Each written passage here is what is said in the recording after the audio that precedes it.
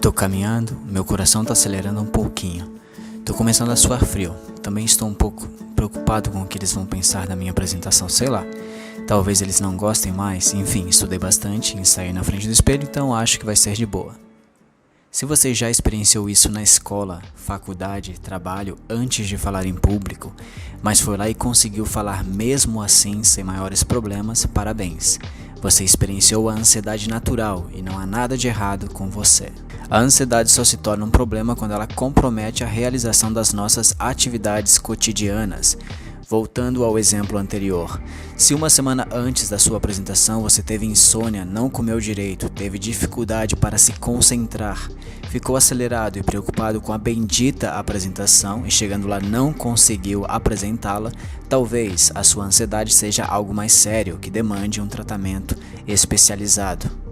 Bom, isso que acabei de descrever é a diferença entre ansiedade adaptativa e desadaptativa. A primeira é uma reação normal do nosso corpo diante de algo que é visto por nós como uma ameaça. Por exemplo, a possibilidade de receber uma nota baixa por não apresentar um bom trabalho na escola. E a segunda, a ansiedade desadaptativa, é uma reação exagerada em termos de duração e intensidade que pode literalmente ferrar com nossas vidas e nos impedir de fazer muitas coisas. Neste vídeo vamos nos servir das ideias de Viktor Frankl, psiquiatra austríaco criador da logoterapia, para abordar um tipo específico de ansiedade desadaptativa, que é chamada de ansiedade antecipatória. É ela que faz muitas pessoas falharem na hora H, por exemplo. Provavelmente você vai se surpreender com a maneira ousada e irreverente com a qual alguns psiquiatras e psicólogos tratam esse tipo de ansiedade. Mas, antes de falar de sua terapêutica, vamos entender o que é a ansiedade antecipatória e como ela se manifesta na vida real. Esse tipo de ansiedade se caracteriza por um medo que pode causar exatamente o que é temido. Imagine a seguinte situação. Um adolescente prestes a apresentar um trabalho de história com a sala cheia. Nesse dia, graças à lei de Murphy, ninguém faltou. A plateia está completa e em 5 minutos ele terá de apresentar o trabalho sozinho. Acontece que o rapazinho não está se sentindo muito bem. Ele está morrendo de medo de ficar com as bochechas vermelhas que nem um pimentão vermelho na frente de todos. Curiosamente, quanto mais se aproxima o momento da sua apresentação, mais vermelho ele fica, até chegar o momento derradeiro da apresentação, na qual ele fica completamente ruborizado, interrompe sua apresentação e sai da sala com receio de ser zoado por seus colegas. Em poucas palavras, seu maior medo se tornou realidade. É por isso que a ansiedade antecipatória chega a ser cômica, porque faz o indivíduo obter exatamente o que ele pretende evitar. É tipo a lei da atração ao contrário. Aliás, sabe aquele livro bem famoso, O Segredo? Então, tirando suas fantasias, ele aborda algo que até faz sentido, a saber o fato de que em algumas áreas da vida, dificilmente se obtém aquilo que se intenciona excessivamente. Querer algo de maneira forçada gera tensão e, em muitas situações, produz, ironicamente, o contrário do que se pretende. Esse fenômeno pode ser observado, em especial, em casos de transtornos sexuais, como nos mostra Viktor Frankl.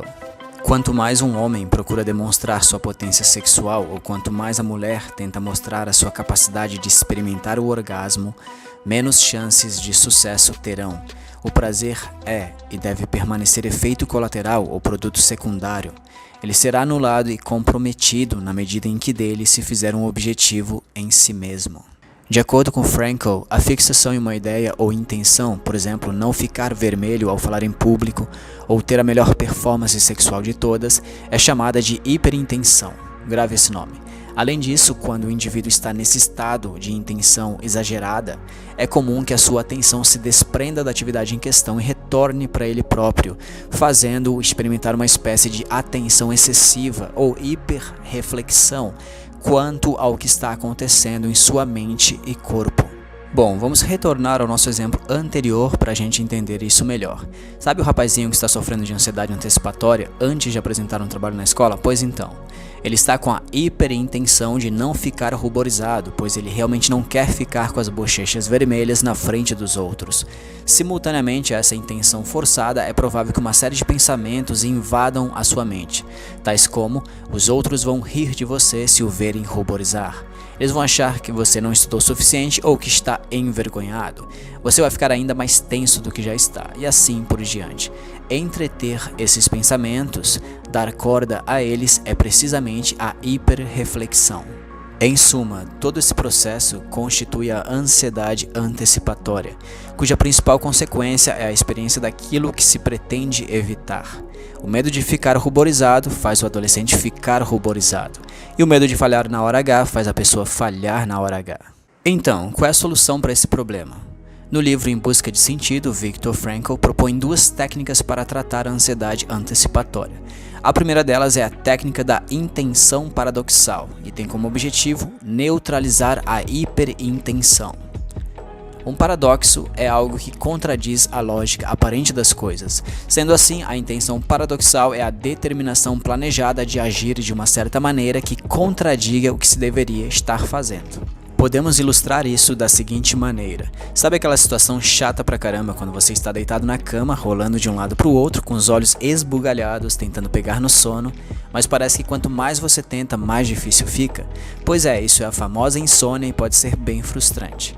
Para tratar pacientes com insônia, Frankl recomendava que eles fizessem o contrário do que eles queriam.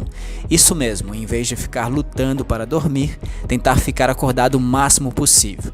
Parece loucura, não é verdade? Mas essa técnica realmente pode funcionar, pois quando você substitui a vontade excessiva ou hiperintenção de dormir pela vontade paradoxal de não dormir, é como se você dissesse para o seu cérebro o seguinte: olha só, eu não tô nem aí se eu vou dormir ou não, tanto faz. Vou ficar acordado de boa e se rolar no sono, beleza. Em essência, essa técnica nos ajuda a não se cobrar tanto e deixar as coisas acontecerem naturalmente. Além disso, a intenção paradoxal envolve uma certa dose de humor por parte do indivíduo frente às suas fobias, compulsões e ansiedades. Humor este que lhe ajuda a se desidentificar de seus conteúdos mentais e vê-los de forma menos dramática. Frankl cita o exemplo de um jovem médico que morria de medo de transpirar na frente dos outros. Ironicamente, a sua ansiedade antecipatória o fazia suar, entre aspas, litros, sempre quando a intenção e o medo de não suar apareciam em sua mente. Diante disso, a sugestão de Frankl foi a de que o paciente deliberadamente tentasse suar o máximo possível na presença daquelas pessoas que lhe deixavam ansioso. Resultado, o paciente passou a levar isso com muito humor e, em uma semana, se curou de uma fobia que já durava 4 anos. Curioso, não é mesmo? Outra técnica para lidar com a ansiedade antecipatória é a técnica da desreflexão, cujo foco principal é neutralizar a hiperreflexão. Na prática, a desreflexão é transferir o foco excessivo da atenção em si mesmo para fora de si. É tirar a pessoa do aprisionamento mental em seu mundo interior de preocupações e expectativas. Então, por exemplo, imagine que você tem de cruzar uma ponte o mais rápido possível. E nas margens dessa ponte estão inúmeras pessoas chamando seu nome e tentando te distrair. Se você parar para conversar toda vez que alguém te chama, não conseguirá atravessar a ponte a tempo. E é exatamente o que acontece na hiperreflexão. Seus pensamentos, emoções e sensações corporais estão te chamando naquele momento. Eles querem a sua atenção.